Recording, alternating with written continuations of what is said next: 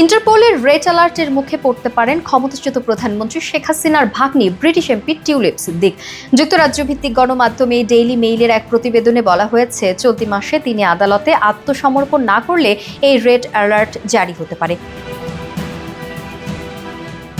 প্রতিবেদনে বলা হয়, লন্ডনের হ্যামস্টিড অ্যান্ড হাইগেট আসনের এই এমপির বিরুদ্ধে রোববার একটি আদালত গ্রেফতারি পরোয়ানা জারি করেছেন।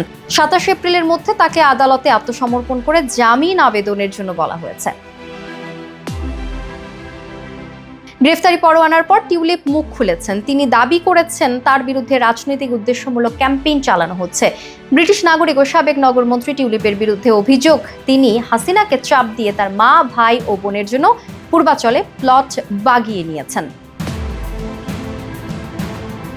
টিউলিপের বিরুদ্ধে ইন্টারপোলের রেড অ্যালার্ট জারির আবেদন করা হতে পারে জানিয়ে দুদকের এই কর্মকর্তা বলেছেন, যদি অভিযুক্ত টিউলিপ না আসেন এবং আদালতে আত্মসমর্পণ না করেন, তাহলে দুদক বাংলাদেশ পুলিশ ও স্বরাষ্ট্র মন্ত্রণালয়ের মাধ্যমে ইন্টারপোলের সহায়তা নেবে।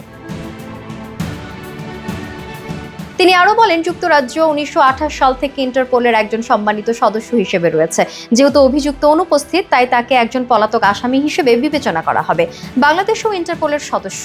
আমরা তাদের টিউলিপের বিরুদ্ধে রেড অ্যালার্ট জারি করতে বলবো। পলাতক আসামি যেন গ্রেফতার হয় এবং তাকে যেন প্রত্যর্পণ করা হয়, সেটি নিশ্চিত করার দায়িত্ব তার হোস্ট দেশের, যোগ করেন দুদকের কর্মকর্তা।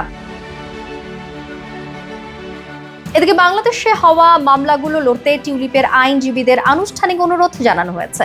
যুক্তরাজ্য ও বাংলাদেশের মধ্যে প্রত্যর্পণ চুক্তি রয়েছে। যুক্তরাজ্যে 2B প্রত্যর্পণ তালিকায় রয়েছে বাংলাদেশের নাম, যার অর্থ তার প্রত্যর্পণের বিষয়ে কোনো সিদ্ধান্ত নেয়ার আগে মন্ত্রী এবং বিচারকদের স্পষ্ট প্রমাণ দিতে হবে, আর প্রমাণ পেলে তাকে বিচারের মুখোমুখি করতে প্রত্যর্পণ করা হতে পারে।